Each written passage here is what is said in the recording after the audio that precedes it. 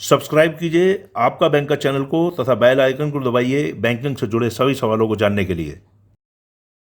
नमस्कार दोस्तों, एक बार फिर से स्वागत है आपका मेरे चैनल आपका बैंकर पे। तो दोस्तों, जैसा कि आप सभी जानते हैं कि लॉकडाउन के दौरान आर्थिक परेशानियों से उबारने के लिए आरबीआई ने बैंकों तथा अन्य वित्तीय संस्थानों को जैसे कि एनबीएफसी आदि को निर्देश दिया है कि वे कोविड-19 और कोरोना वायरस के चलते ग्राहकों के सभी तरह के लोन अकाउंट पर 3 महीने का मोरेटोरियम दे सकते हैं, अर्थात कि 3 महीने की ईएमआई की छूट दे सकते हैं। तो इससे जुड़े बहुत से सवाल हैं कि क्या ये मोरेटोरियम अवेल किया जाए या नहीं, या फिर ये मोरेटोरियम किसे अवेल करना चाहिए या नहीं, या फिर क्या है इससे जुड़े फ़ायदे और नुकसान, और अंत में क्या है मेरी सलाह आपके लिए। ये सब जानने के लिए दोस्तों इस वीडियो को अंत तक ज़रूर देखें। दोस्तों, ये वीडियो मैंने 2 भागों में बनाया है। पहले भाग में हम टर्म लोन यानी कि home loan, car loan, personal loan, consumer loan यानी कि लोन से जुड़े सवालों को जानेंगे, तथा दूसरे भाग में हम क्रेडिट कार्ड से जुड़े सवालों को जानेंगे। तो आइए शुरू करते हैं पहला भाग, जिसमें हम जानेंगे टर्म लोन से जुड़े मोरेटोरियम के बारे में। टर्म लोन के अंतर्गत कौन कौन से लोन आते हैं?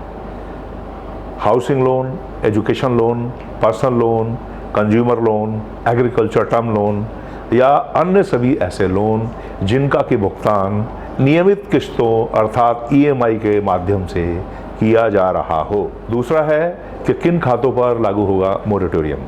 नंबर 1, जिन खातों में साधारण मोरेटोरियम ना चल रहा हो, अर्थात जिन खातों में बैंक का स्वीकृति के समय जो मोरेटोरियम पीरियड दिया जाता है वो पीरियड ना चल रहा हो, वही खाते कोविड-19 के अंतर्गत छूट के पात्र होंगे। दूसरी इसकी शर्त है कि वो खाते 1 मार्च 2020 से पहले एनपीए ना हो, अर्थात उनमें जो देय किस्तें हैं वो नियमित रूप से आ रही हों। और तीसरे, 1 मार्च 2020 से पहले कम से कम 2 किस्तें उस लोन की जा चुकी हों। ऐसा प्रावधान दोस्तों कुछ बैंकों ने लागू किया है, तो उसके अंतर्गत भी कोविड की छूट से वंचित रह सकते हैं। अब सवाल कि मोरेटोरियम है क्या? मोरेटोरियम ये जानने के लिए बहुत ज़रूरी है कि एक छोटा सा एग्जांपल मैं आपको देता हूँ, आपको इसका अर्थ भी मालूम होना बहुत ज़रूरी है। जैसे सपोज एक स्टूडेंट के लिए एजुकेशन लोन लिया गया।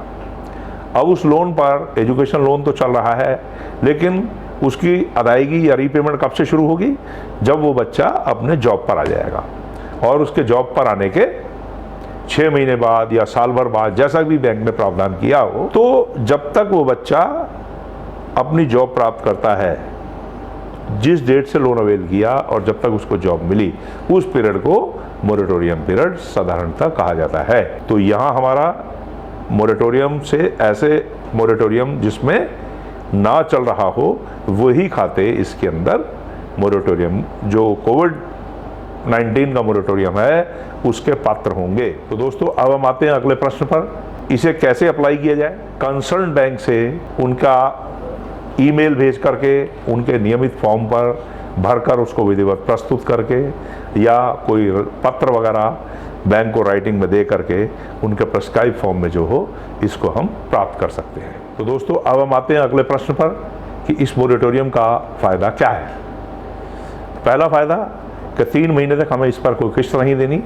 दूसरा फ़ायदा कि इससे हमारा क्रेडिट स्कोर जो है वो भी अफेक्टेड नहीं होगा, और अकाउंट जो है वो ख़राब खातों की श्रेणी में अर्थात एनपीए नहीं होगा। और चौथा फ़ायदा कि कोई इस पर लेट फीस अर्थात पेनल्टी क्लॉज 3 महीने तक लागू नहीं होगा। तो दोस्तों, अब हम आते हैं अगले प्रश्न पर। मोरेटोरियम के दौरान इंटरेस्ट में कोई छूट मिलेगी? जी नहीं, इस दौरान आपको इंटरेस्ट से कोई छूट नहीं मिलेगी, क्योंकि आपकी किस्तें 3 महीने के लिए सिर्फ आगे टाली जाएंगी। अतः आप इंटरेस्ट की छूट पाने के पात्र नहीं होंगे। इसके अलावा दोस्तों, अगले प्रश्न पर आते हैं कि मोरेटोरियम के दौरान लगा इंटरेस्ट कैसे एडजस्ट होगा। या तो लोन का टेन्योर बढ़ जाएगा, या फिर ईएमआई का अमाउंट बढ़ जाएगा, अर्थात मान लीजिए जिस समय लोन आपने लिया, आपका लोन 60 महीने के लिए सैंक्शन हुआ। अब 3 महीने की किस्त रुक जाने के कारण आपकी वो 3 किस्तें आगे बढ़ा दी जाएंगी, या फिर हो सकता है कि आपकी जो EMI आती है उसकी राशि मासिक रूप से बढ़ा करके उसी टेन्योर में इसको रीपेमेंट इसका फर्दर बना दिया जाए, और या जैसा भी आपके बैंक का टॉप मैनेजमेंट डिसाइड करेगा उसी तरह से ये केस फर्दर लागू होगा। 7वां प्रश्न है दोस्तों अगला कि मोरेटोरियम के दौरान मेरे सिविल स्कोर पर इसका क्या प्रभाव पड़ेगा। तो आपके सिविल स्कोर पर इसका कोई प्रभाव नेगेटिव नहीं पड़ने वाला है, लेकिन याद रखें कि ये छूट सिर्फ 3 माह के लिए है। यदि 3 महीने बाद भी आपकी किसी वजह से कोई किस्त नहीं जा पाती है, सपोज आपको आर्थिक परेशानी, एक लंबे समय तक जो देश हमारा इस संकट से गुजर रहा है उसके कारण हो सकता है कि आपका इनकम सोर्स आपका अफेक्टेड हो जाए और उसकी वजह से आप अगले 6 महीने या 9 महीने तक इस किस्त को अदा ना कर पाएँ, तो आपको ये सिविल स्कोर का बेनिफिट उस केस में नहीं मिल पाएगा। यदि RBI या सरकार के द्वारा कोई इसमें अन्यथा इस तरह के एक्सटेंशन की, मोरेटोरियम के एक्सटेंशन की कोई घोषणा नहीं की जाती, तो हमारा नेक्स्ट क्वेश्चन आता है कि मोरेटोरियम अप्लाई करने से क्या कोई पेनल्टी लगेगी। तो दोस्तों 3 महीने तक आपको कोई पेनल्टी नहीं देनी होगी, और अगर मैं 3 महीने तक सपोज इसका भुगतान ना कर पाया तो क्या होगा, तो लेट पेमेंट पेनल्टी भी देनी होगी, बशर्ते उस समय तक RBI के कोई नए दिशा निर्देश सामने ना आ जाए।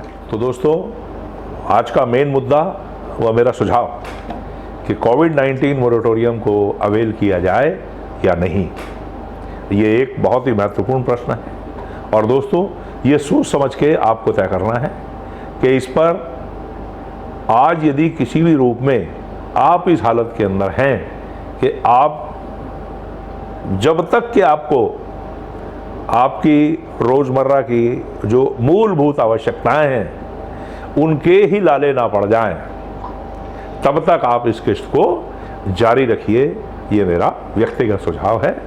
क्योंकि दोस्तों इसका भी जो लगने वाला ब्याज है, ठीक है किस्तें तो आप 3 महीने की छूट ले सकते हैं, लेकिन 3 महीने के दौरान भी ब्याज तो लगातार लगता रहेगा, तो उस पर जो लगने वाला ब्याज है वो अंततः जाएगा तो आपकी जेब से ही, और ऐसी जब वो रकम 3 महीने तक रेगुलर कंपाउंडिंग होगी और उसकी या तो बैंक आगे चल के उसकी किस्तें बढ़ाएगा या फिर आपकी जो किस्त का अमाउंट है EMI का अमाउंट वो बढ़ाएगा।